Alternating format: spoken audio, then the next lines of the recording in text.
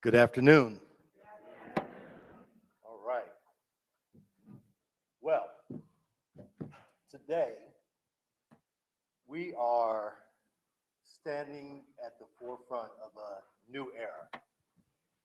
And it's one that was unimaginable just a few months ago.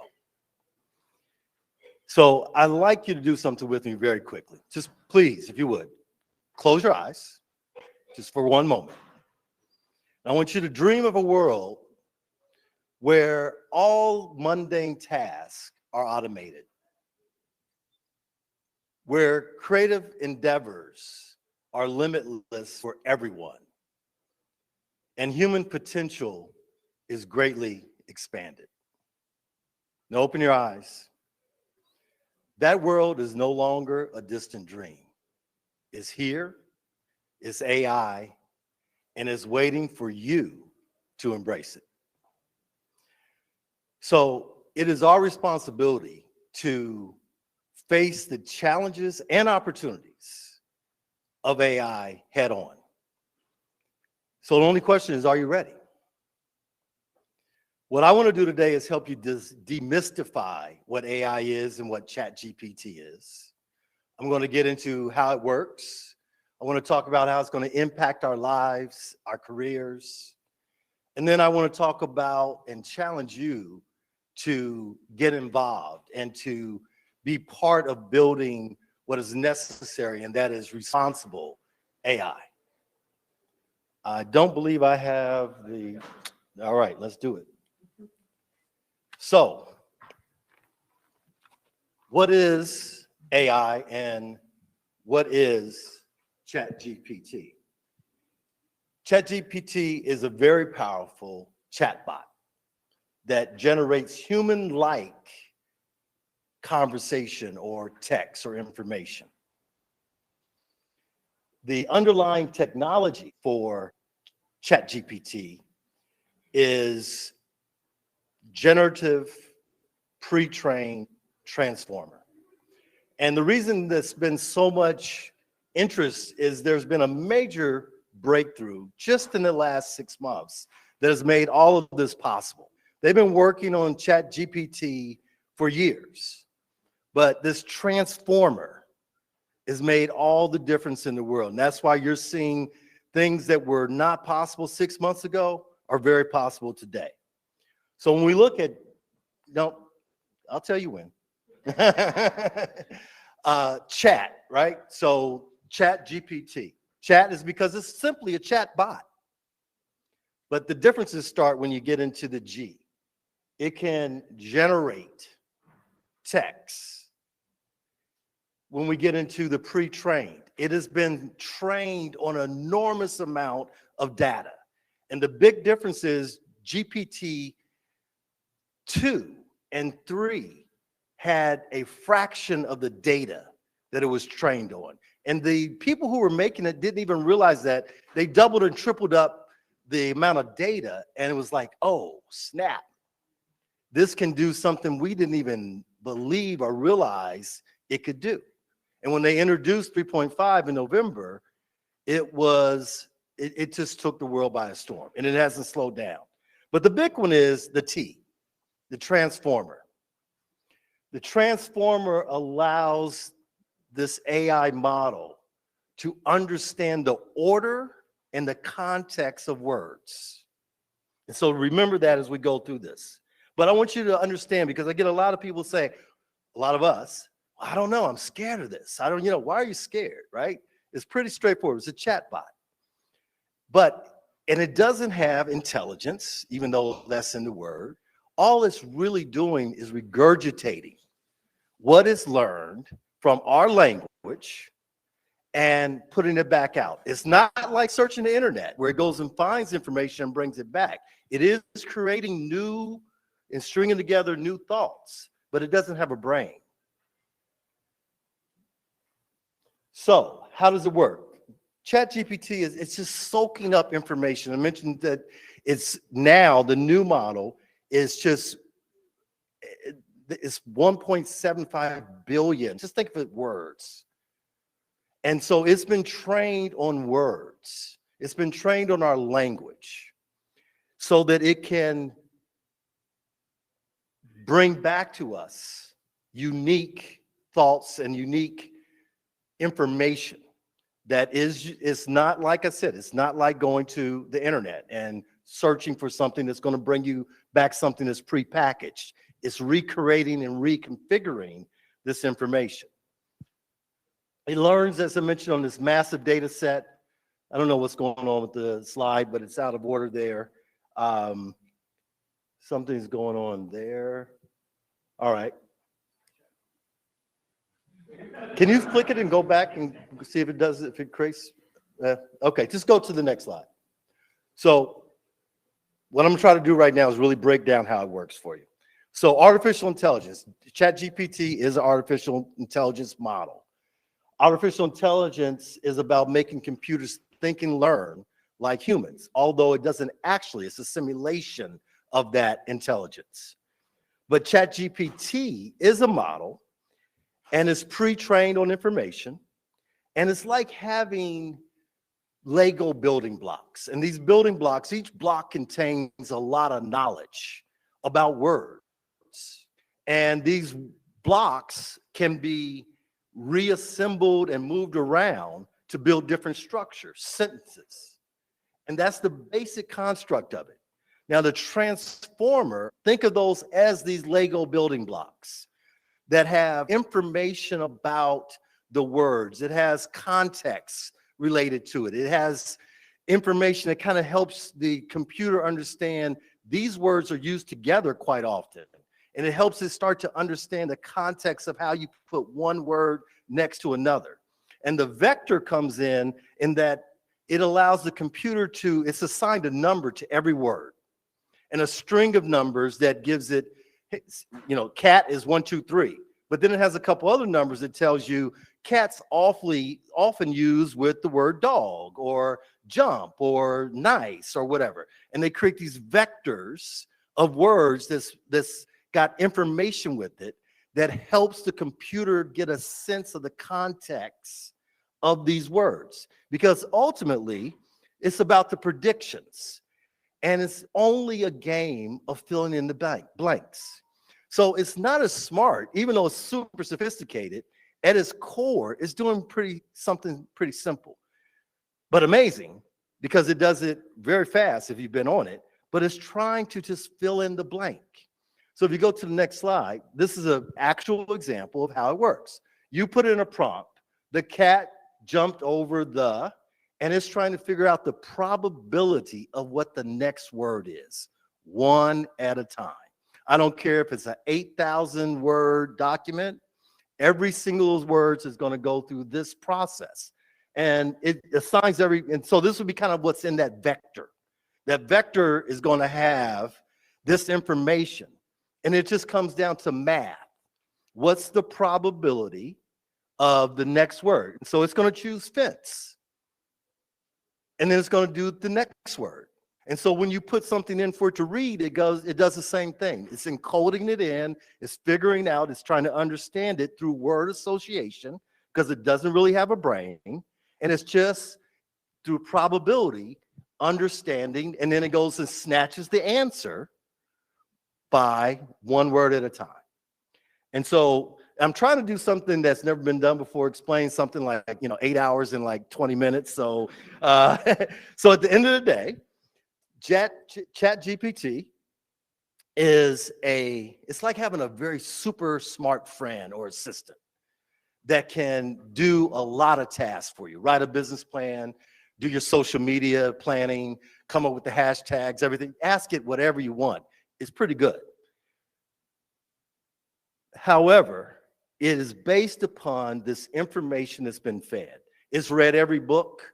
It's read every law journal, medical journal. It's looked at every web page. It's looked at the internet and other things to be able to generate these responses, and pull back this information.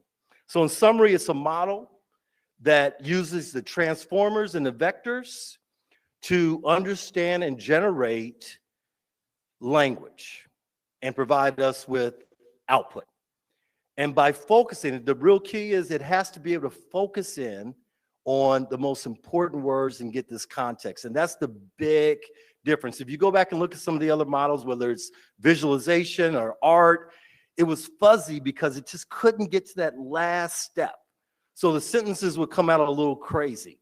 But because it has more and more words, it's getting much more accurate. So let's talk about some of the impact. You know, we often overestimate the short-term impact of technology. But this is the danger, because it doesn't happen, right? It's going to take over the world. But we underestimate the long term. So what I would say to you is believe the hype. It might not happen as fast, even though this is happening much faster than anyone would have predicted, but it's going to happen. And so don't get sucked in if in 6 months the world hasn't changed, because it's actually changing underneath our feet. You know, as we're standing here, when we walk out tonight, the world is going to continue to be a little bit different than it was when we walked in. So there are many real world applications to this. It's going to affect every industry. It's going to affect every job. It's going to change them. It's going to impact healthcare.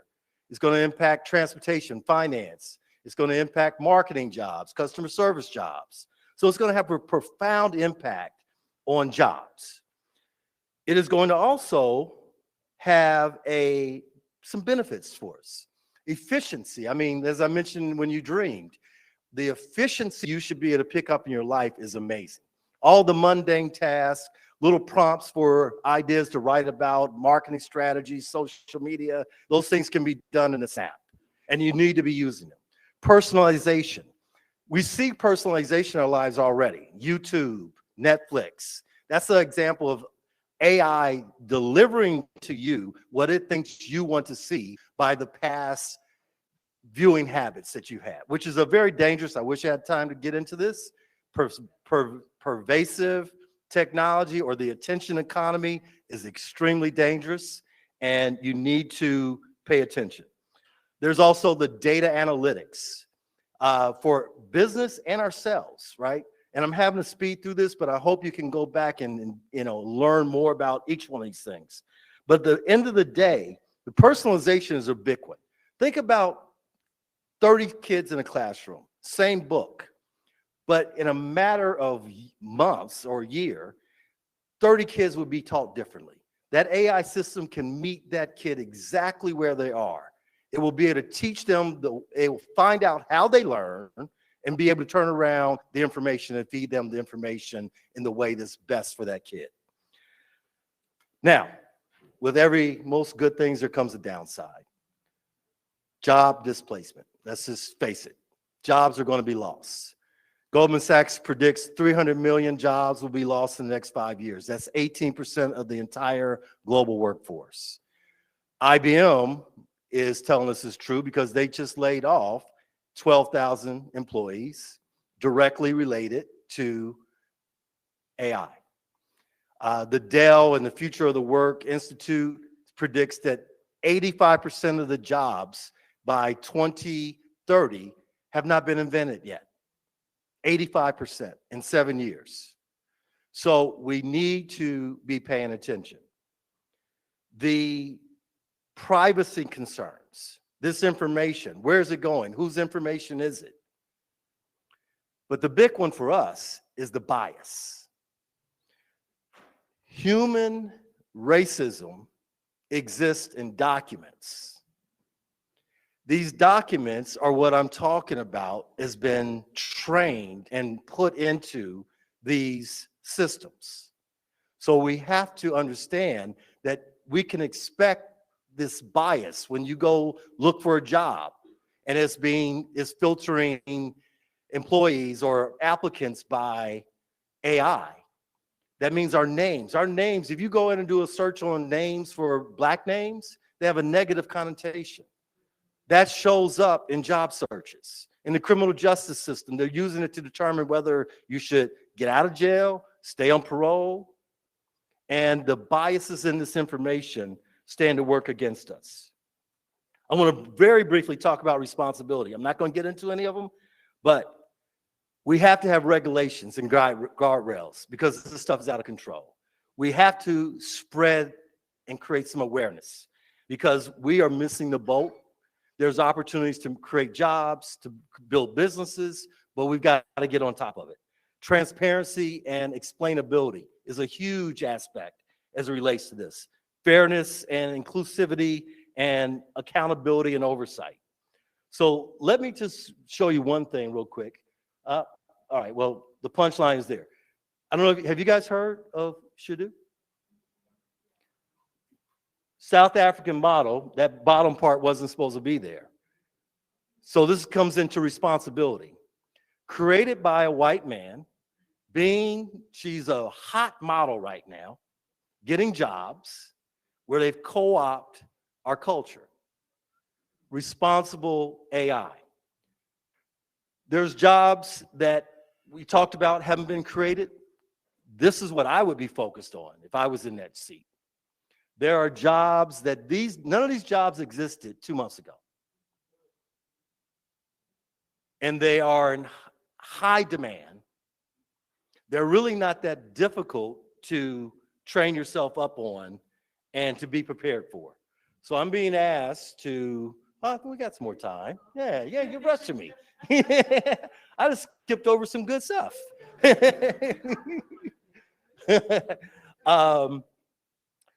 So the thing about these jobs, the prompt engineers, is really just trying to understand how to get the most out of it. So now that you understand what a vector is, and now that you understand what a transformer is, if you sit on that and you approach these prompts, you can get out. If you took 4 people, they asked the same question of ChatGPT, you're going to get 4 different answers. But if you can train yourself to understand how to get the best answers out of this, then you have a skill. The job pay for a prompt engineer right now, $300,000. So, and these are brand new jobs. I'm telling you, they're really not. And you know what the crazy thing is? You could get ChatGPT, and I'll tell you something. Forget ChatGPT. Try ChatSonic, because ChatGPT doesn't have any new information past 2021. ChatSonic is updated and has other large language models, which I didn't even get into today, that will give you current information. So you could go get trained on one of these jobs. You could say, hey, give me an education on this at a 5th grade level. Then you could say, now show me it at a 12th grade level. Now give me a master's degree. So if it's a difficult concept, it will break it down in its simplest form to help you come along the curve. You can ask it to build you the business plan. We were talking in the green room about business opportunities. There are so many opportunities to build businesses with this technology. It's free, or you can pay $20 and get total access, and it's worth it. So in conclusion, what I would say to you is that Chat is a very powerful AI system that leverages the vectors and transformers. It has incredible potential to transform the way that we communicate, that we innovate, that we solve problems. And I'm calling upon you, though. You've got to get involved. You've got to get involved on 2 levels. You've got to get involved in your personal life, but you have to become an advocate. You've got to go tell your friends to get on this. You've got to tell your church, your neighbors, your family. You've got to, if you're politically oriented, you've got to talk to our politicians to demand that they talk about guidelines, this bias in this information. These corporations, they don't care. They're running out. They're pushing this stuff down without any guardrails. And they actually have asked to be stopped.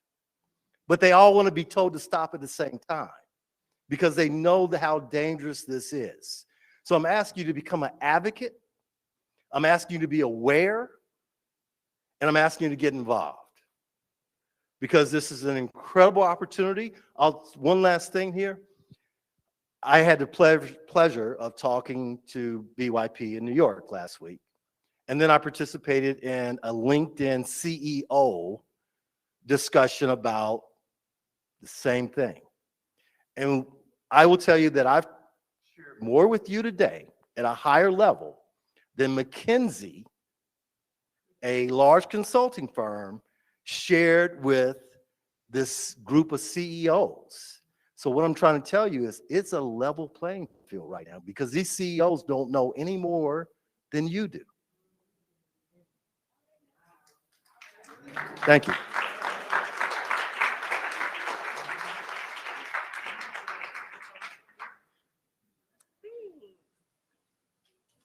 All right. So you touched on quite a bit of the questions that we have for you. So that's amazing. But going back to what you were wrapping up with and how we can be advocates in getting started and getting the knowledge, if you can talk to us like we're elementary schoolers at this point, if we are looking to get into AI, what should be the step 1, step 2, possibly step 3 that we should take today to make that pivot? Boot camps or mentorships or what?